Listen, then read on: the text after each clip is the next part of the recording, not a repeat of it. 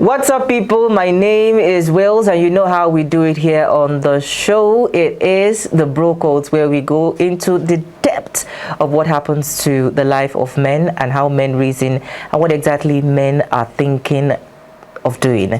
But today we're not going to be joined by only a man. We're also joined by a woman, somebody special, somebody who is going to give us the perspective of the women's world, and how they feel about what men are thinking and how men are living their lives.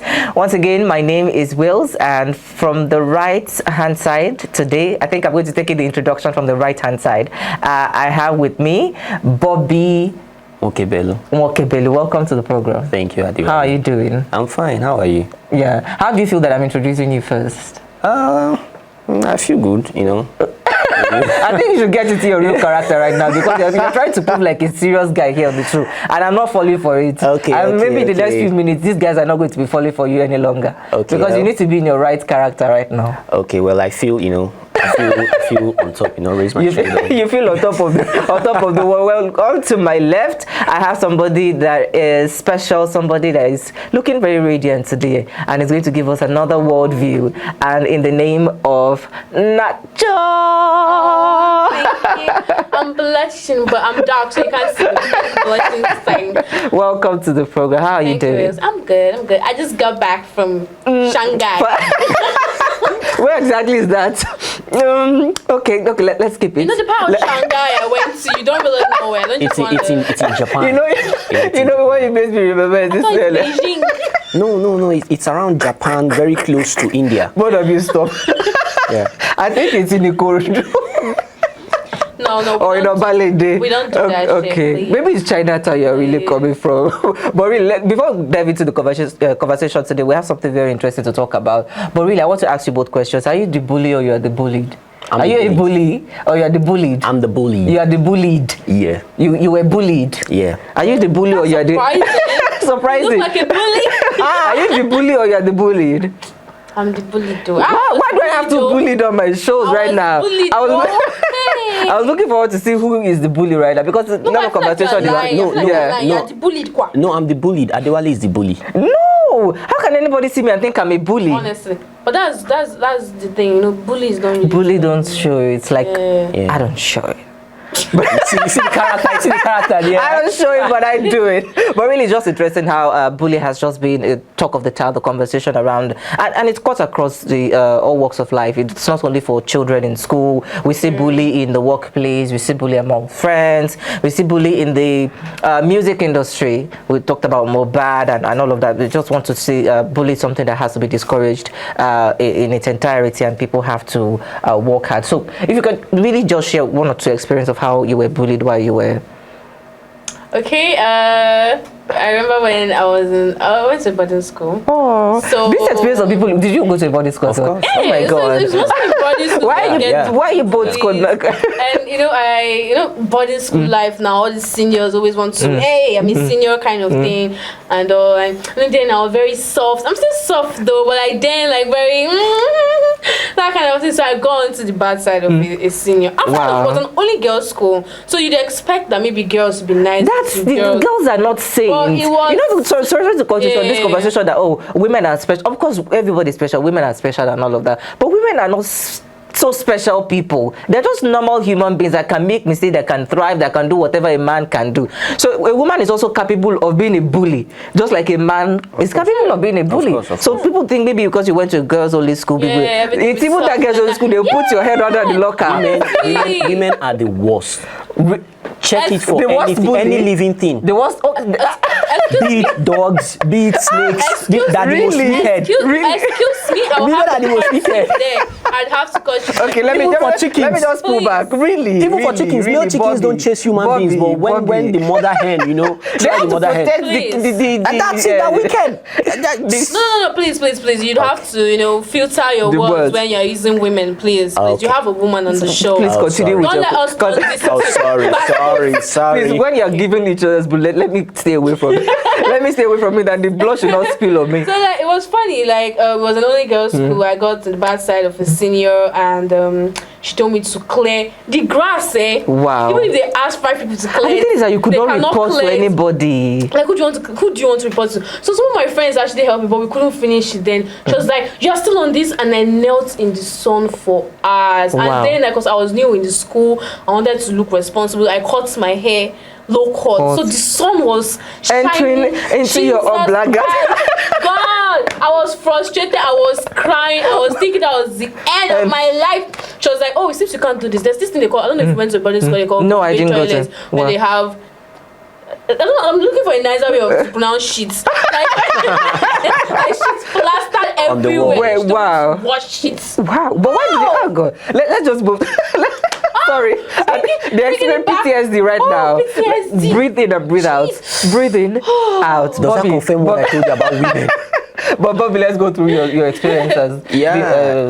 A bully survivor. A bully survivor. But it made us tougher, actually. Really? But what was your experience like? Back then in my JS1 days in Enugu State, I won't like to mention the school, but we had this. That time when SS2 are transitioning into power, and SS3 guys don't care anymore. The SS2 boys are still having, pumping blood. They always flog us for nothing, for no reason. They just come into the hostel. They'll be like, "Oh, everybody lie down." Wow. Just like that, and they start flogging. And then when the person they gave us to be our hostel prefect was like, he was the most brutal out of all of them. Wow. And the day we were meant to, school was closing that day, so he flogged us first before our parents would come.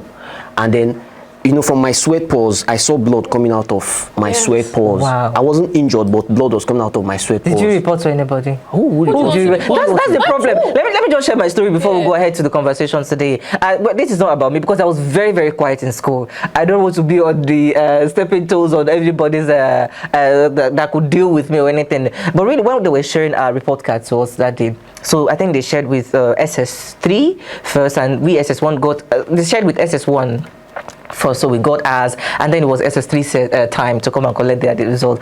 So they were giving us through the window, and then I think one of the SS1s, so they caught a glimpse of what the SS3 guy had in his grades, and it saw F.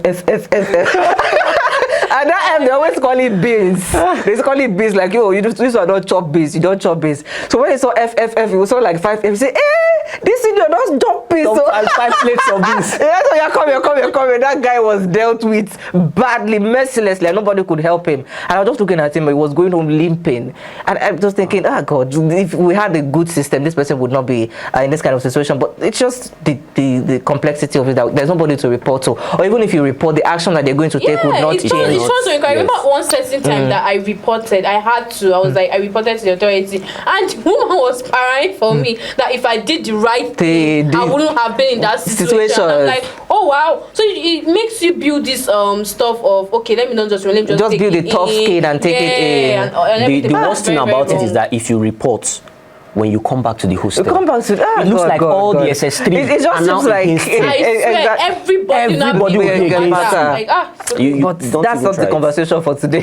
So that if we dwell much on this, I think it's just a conversation that's very concerning, and it's just all rounded, and we're just calling on the authorities that they should do the needful, because a lot of people are victims of this and survive. We have survivors here on the stage.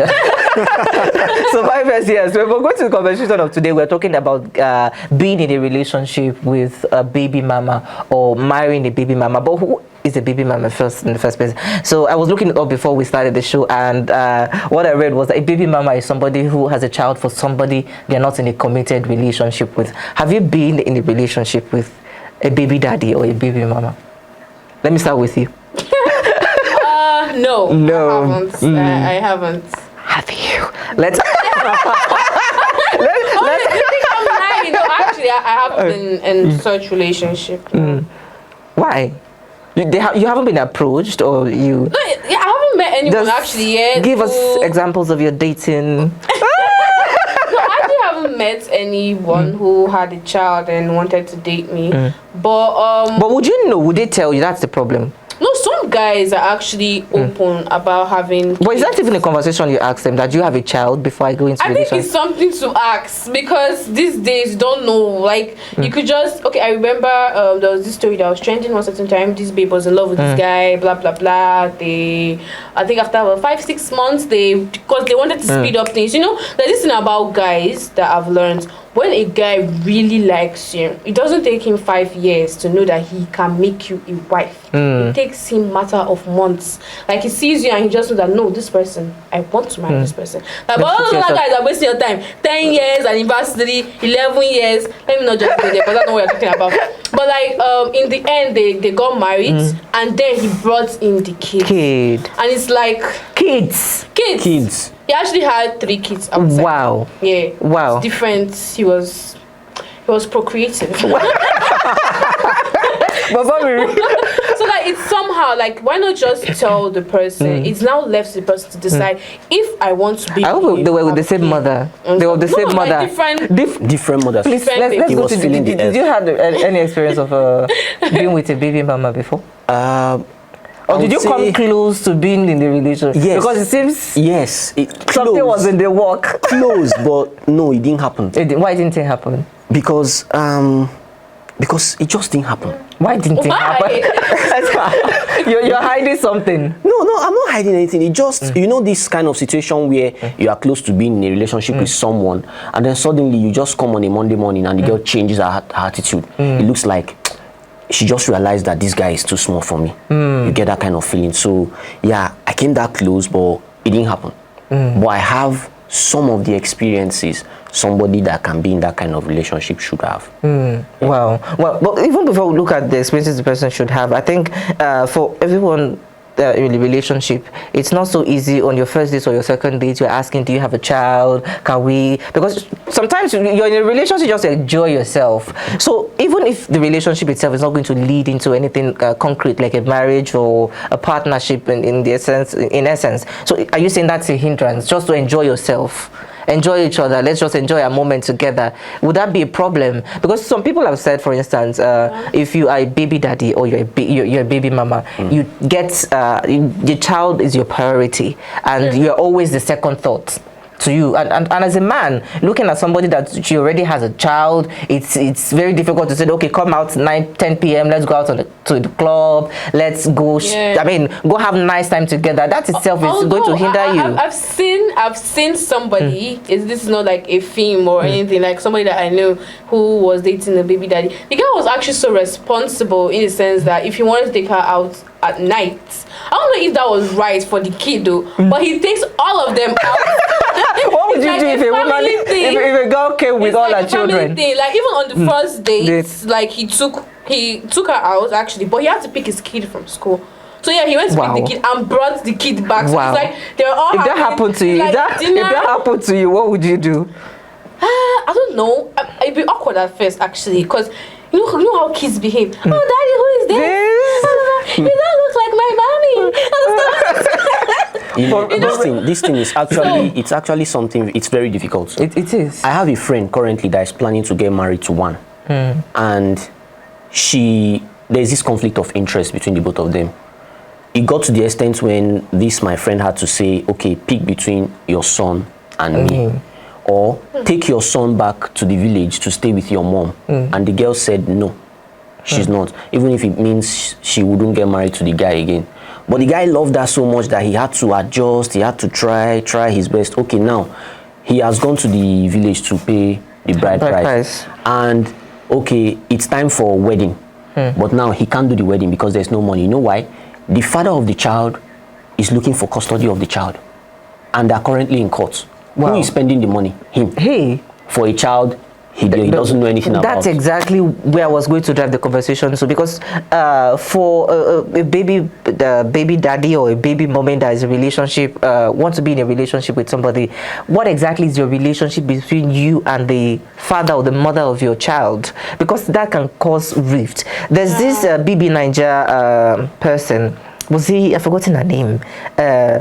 Angel or something. I can't remember her name. That she was supposed to get married to somebody else, and Lord Lamba is the Mercy. Queen. Yeah. Thank you for reminding me of her name. And she was supposed to get married to somebody else, and then Lamba came out. Lamba came out to say that, oh, this is my daughter, and then they started posting pictures that that he has had since all this while, but never claimed ownership. What's it called? The parental.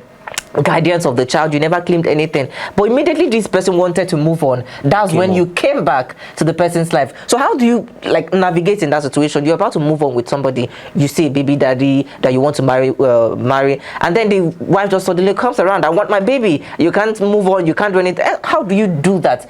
Another thing is even getting in a relationship with the child, because it becomes very difficult. As a man right now, you are in a relationship with a baby mama, and the baby mama has a daughter, and for you as a person, you're very free. You could be free with your child, you could play with them, hug them, but when the wife sees you with her daughter, you're hugging, you are doing the same thing that normal father would do with their daughter, play around. You're not wearing shirts in your house, you're in your shorts and everything, and then you're carrying the daughter, you're playing, maybe it's just 2-3-year-old child.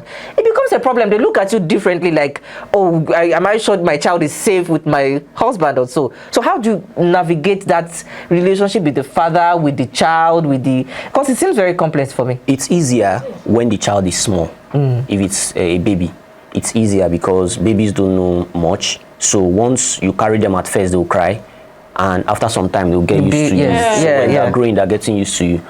But if it's a grown-up, it's still easier if it's the same sex. Like, for example, as a man getting married to a baby mama and has a son, yes, it's quite easy. Not very easy. Because some guys are always protective guys are of their always mothers. exactly. So, but it's even easier than how it will be when it's a lady.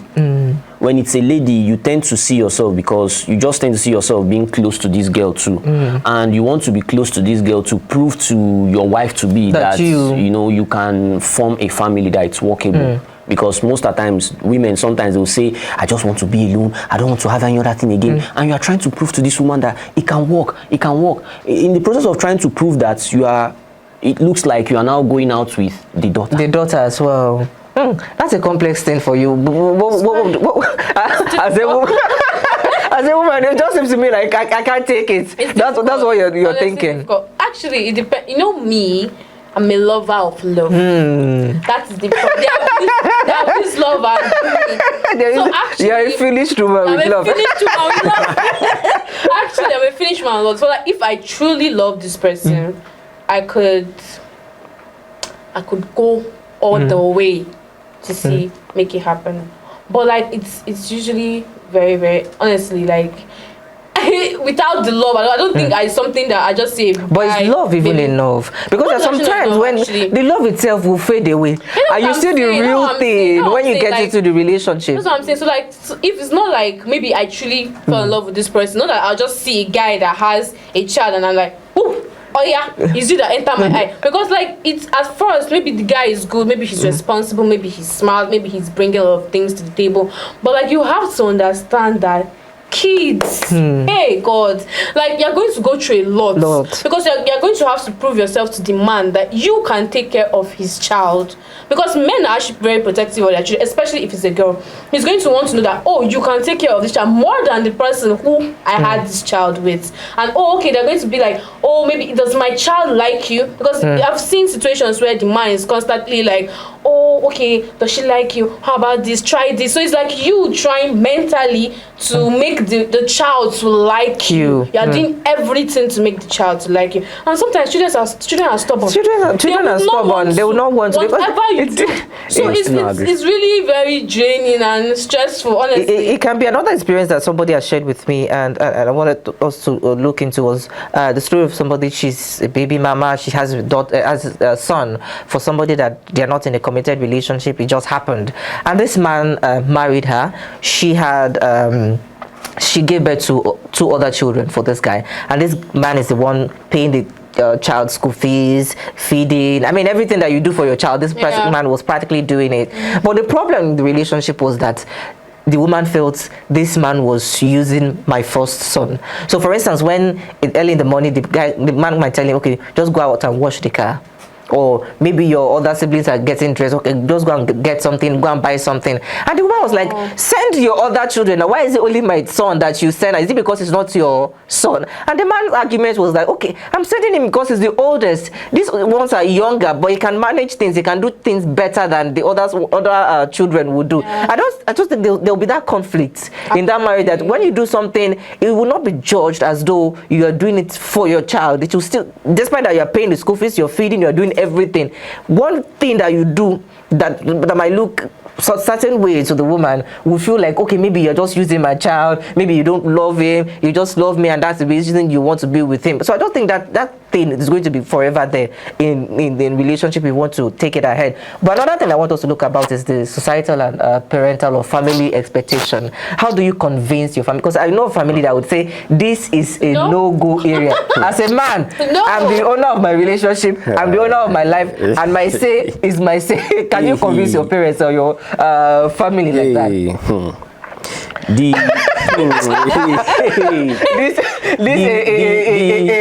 Are you saying? I can understand where he's coming from. The closest to who I can be able to convince is my mother. My father will tell you, so out of all the girls in the world, is that one that has a child for somebody that you know you will see. Then I'm not even talking of my father's brothers. Hey, Bobby, you say what? Then my grandmother, how will I? Oh my God! She's going from to one pass through person a to lot. another. She's going to pass through a lot. I can't even convince. That's just the truth. I can't convince. If I want that kind of relationship, it's going to take years of her being in tears, me always sweating because I'm always quarreling with everybody, you know, all those. But it's going to be. But is it worth it? Is it worth it?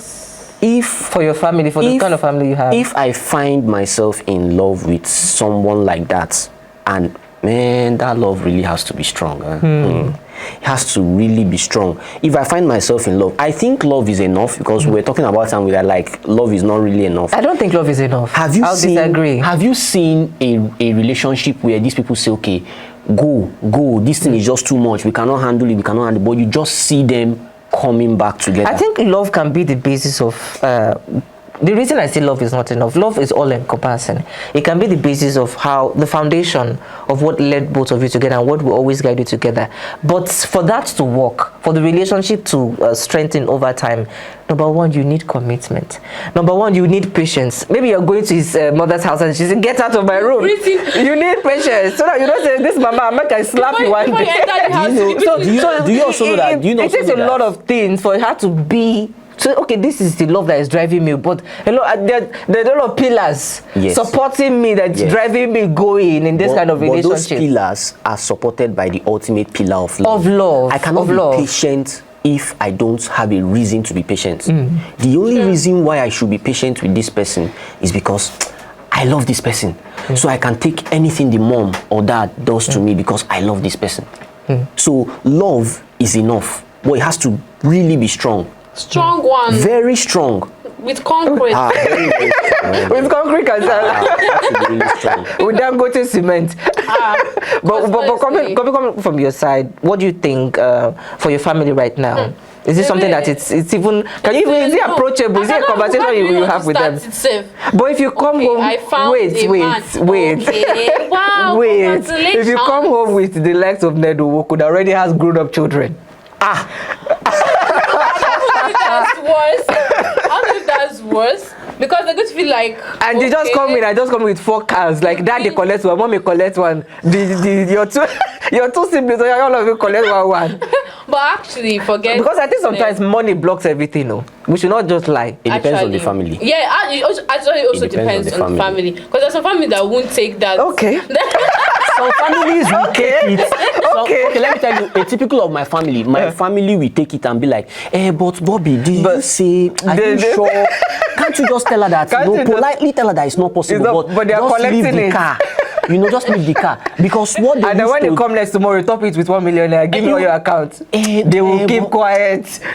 They will keep quiet. But actually, I don't think coming to my dad saying, okay, I found the man, or actually he has a child. So like you mean that's your bus stop. That's your bus stop in life. Search for that for any other. So like all those kind of things are actually very, very tricky with families. So it's not something. Aside families as well, can we look at the issue of culture and religion itself? For instance, in some churches they say, "Oh, we cannot wed people here if they are not virgins." Only Mary Mother. Only Mary Mother. Or some culture. They are virgins.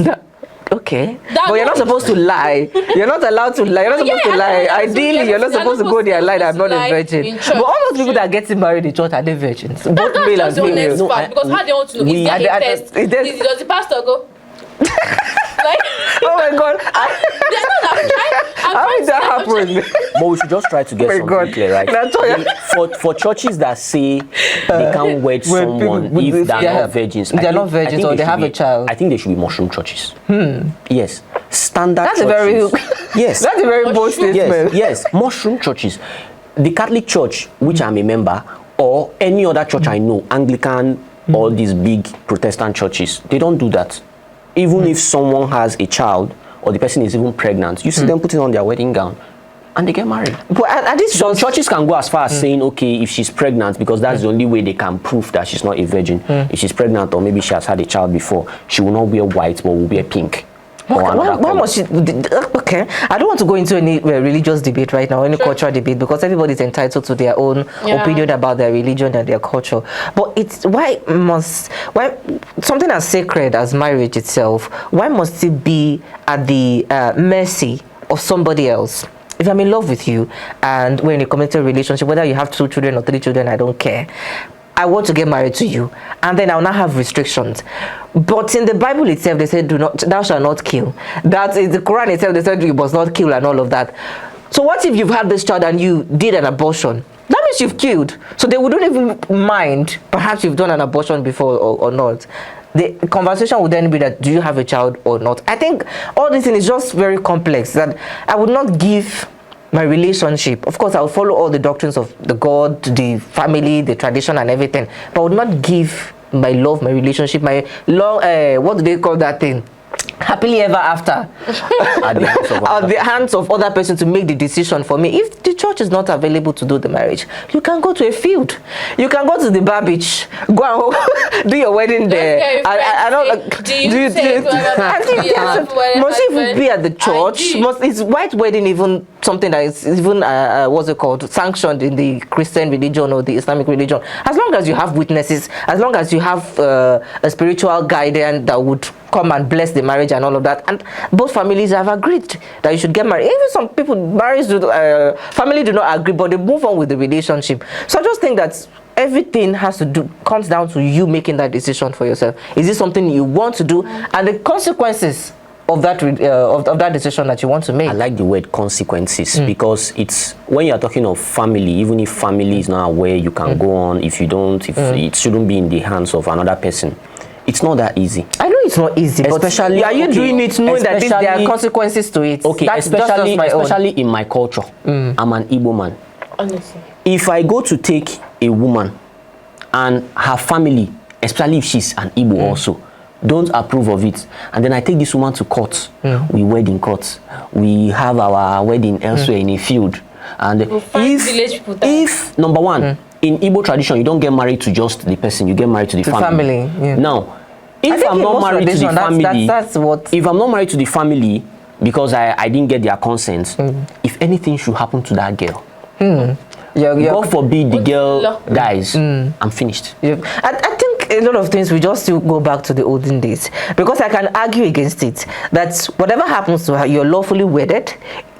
Perhaps you did a court marriage or a white wedding or whatever. The court is already aware that these people are too lawfully wedded. The court should be able to decide that whether or not this person was responsible for the person's death or so. The court should be able to. I know it's not that easy. The court should be able to decide that. But in Africa, they say, okay, before they bury her, you must take her back home and you must pay the bride price. You must do this. You must do. So people will go as far as say that you must wed before. Yes. You must get married. If you don't do it, if you have a son that wants to now get married legally to a fresh girl that doesn't have the problem his mom had, they will tell him your father has to go and get married first. Very first before you we get married. But don't we think that this thing is all hypocrisy? If you go abroad now and you see one white girl, and you say, "Mommy, this."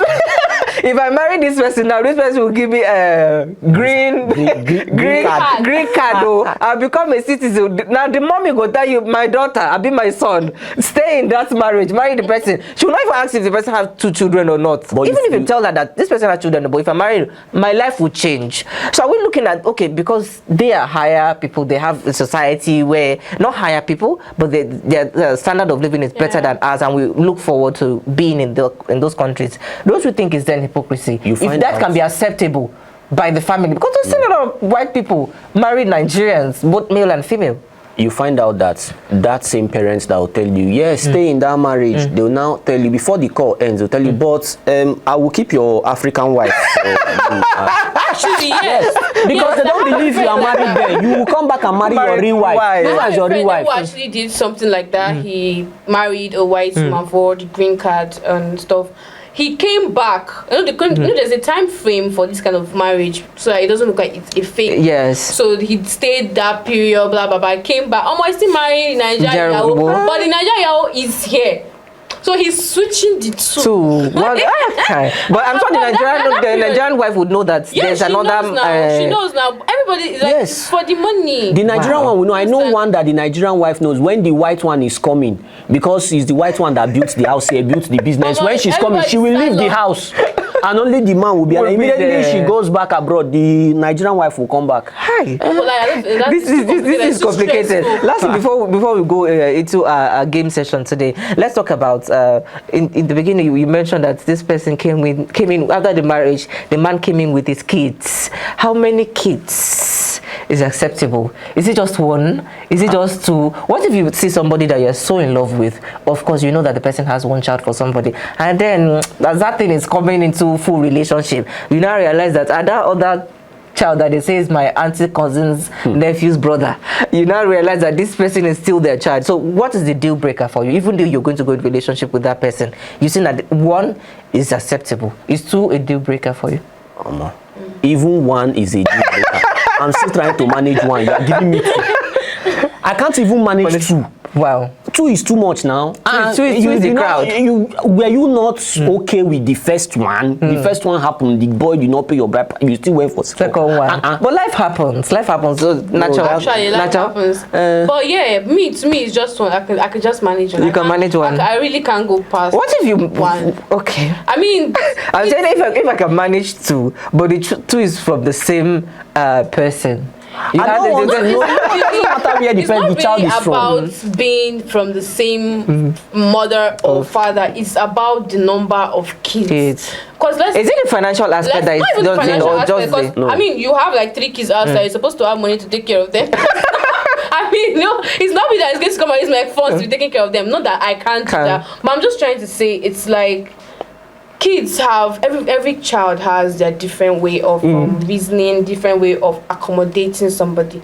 So this child could be receptive of you when and this other person is. It's good. It's like when you come. It's a big job enough to please one. Yeah, it's draining. It's taxing. I'm trying to. Oh, baby girl, I brought this for you. Do you like this? Oh, let's go shopping. Let's do that to you. And then there's another child. And probably that one hates you completely. And that one come and poison the mind of the other one. Yeah, when that one just sees, is like, no, we can't do this. Because kids are actually like that. Even with kids who are your nephews or nieces, you definitely find a child who will not like you and just be acting. So it's not like I'm trying to now please two of you. Please, it's draining. It's enough. Well, I can manage one.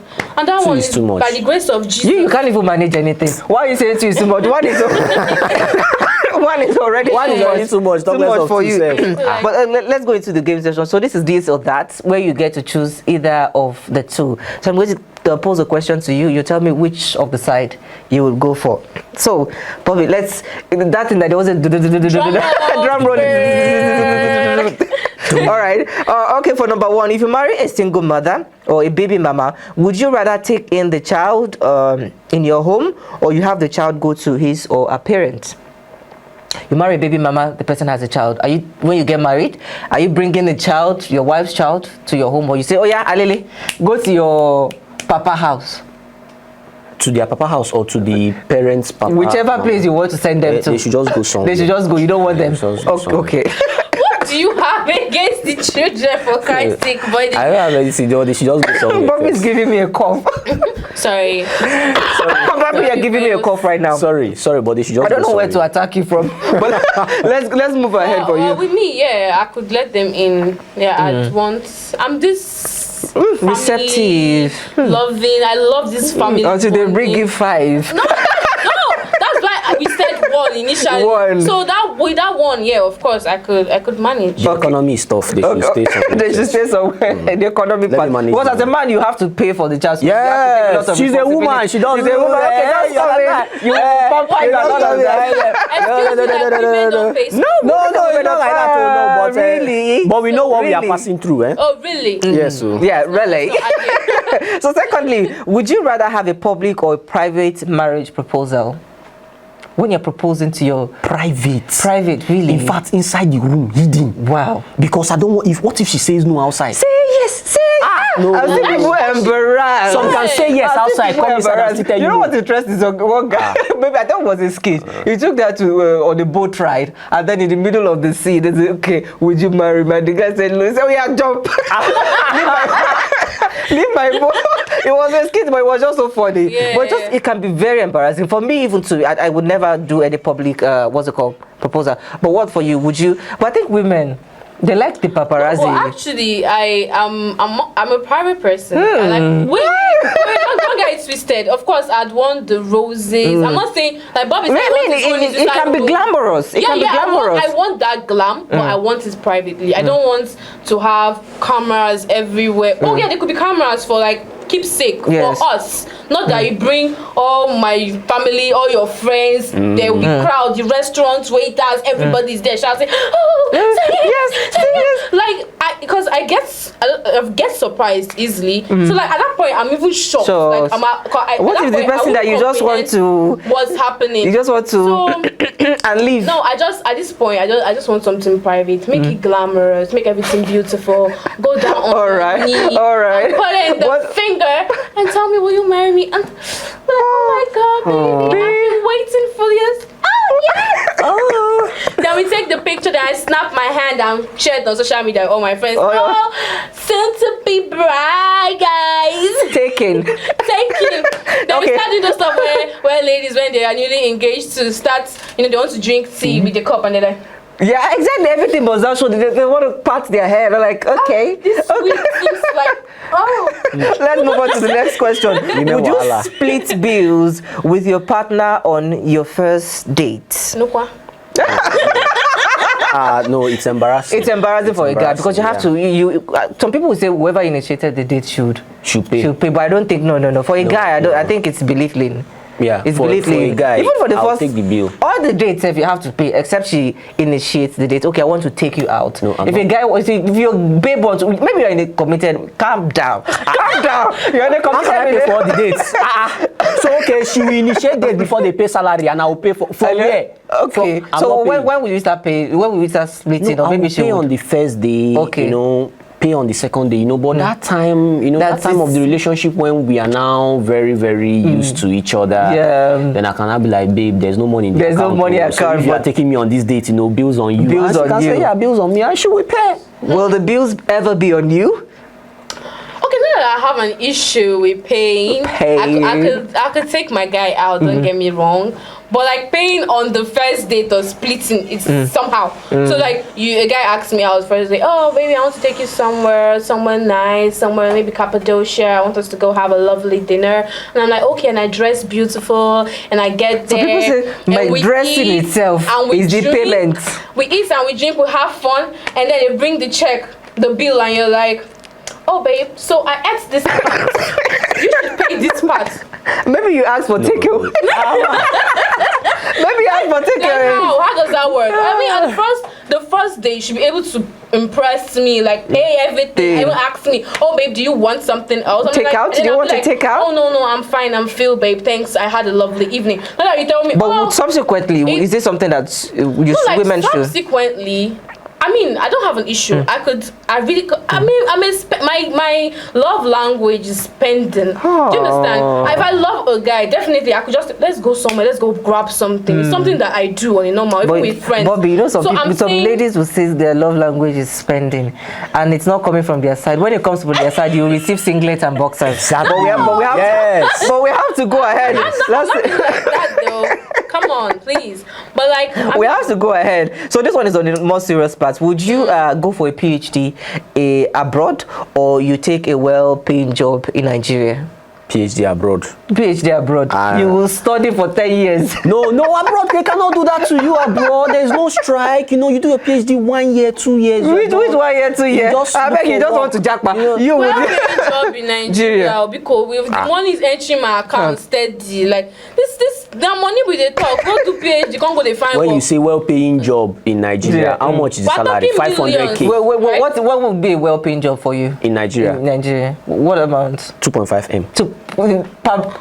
Per month. Let's move on to the last part of this game session. For a honeymoon, I think Nacho is going to be very interested in this. For a honeymoon, would you choose the Maldives or you should go to Obudu? Obudu what? Maldives, huh? Obudu what? No, you are saying Obudu because that's where your high-paying job can get you. Know? Sorry. What is Obudu? Where is it? Obudu Cattle Ranch. No, I'm talking Maldives. We're supposed to be talking Zanzibar. We're supposed to be talking. What is Obudu? Please. Really? There are a lot of Nigerian. No, don't get me wrong. Tourists. Of course, we have a fine tourist. But if my babe is like, we get married, like, babe, where would you want us to go for a honeymoon? Obudu or Maldives? Like, Maldives. Obudu, okay? I mean, you go there and see the cows, you be with the nature and everything. See a different. No, I'm talking about Obudu. We've seen lots of cows. If I want to see cows, I'll just go on the street. I'll see cows. You see cows. Yeah. They hide, especially for Abuja here. Yeah, just walk they're everywhere. You see the cow, but like Maldives, please let me have a different scenery, different everything. I'm already feeling like you're ready. Please look for the man first and get married, and let him propose before you think about the honeymoon. Men are scarce, but have you noticed men are actually scarce in this Abuja? To find love in Abuja is very hard. It's not like you need to. It's not hard. It's not hard. Let me tell you, categories of men in Abuja. It's like you meet the ones that are living fake life. Those ones that wear senator wear. I know those ones. They have all those tiny chain. When you see a guy in Abuja that wears all these button shirts and put this tiny gold chain, wrong. What if you meet the senator type? You say, but guys are actually hard in Abuja. If you don't meet the one that is living fake life, you meet the one that is looking for a girl that is independent. All those guys that will chat you on WhatsApp, the first 2 lines is, so what do you do? Then let's say, it's not what I can order for you. From independent woman, you now say, I'm a writer, I'm a presenter, wow, that's actually nice. I love to see women. Then you don't see the next line. The next line follows you to now be like, I love women who are hard working. Okay. Why is that sentence just like it's finished? Well, that one will never want to say you should run from that we should run from men that have. I know where you're going. I know can see something there. You see those guys are always. Nacho is talking from experience. They always have the way they look. No. They're always kitted up. I don't look like them. I don't look like them. Swear that kind of thing. Carry all this their briefcase, laptop bag, and they're always with Mac laptop, Apple wristwatch, iPhones. They're speaking nice English. Nacho. Your experience is comprehensive. It's very comprehensive. We guys are learning a lot from it. I will up our games next time. So I'm no longer wearing senator. Give me updates right now. Those are the things you need to learn for the guy code. No longer, no wearing of senator. No wearing of gold chain in Abuja. No asking of what are you doing. Yeah. And don't say you like hardworking girls. Just be free. So just tell them what should I order for you. Those kind of guys, at the first instant, they want to be nice to you. They'll buy you stuff. Next thing, they're not telling, but you're working. You're working. Because I'm working and you don't want baby girl treatment. Hello. Should I give you one hint about guy codes? When you not get to some extent, you not tell you, I have this important business, but I just need 500,000. That's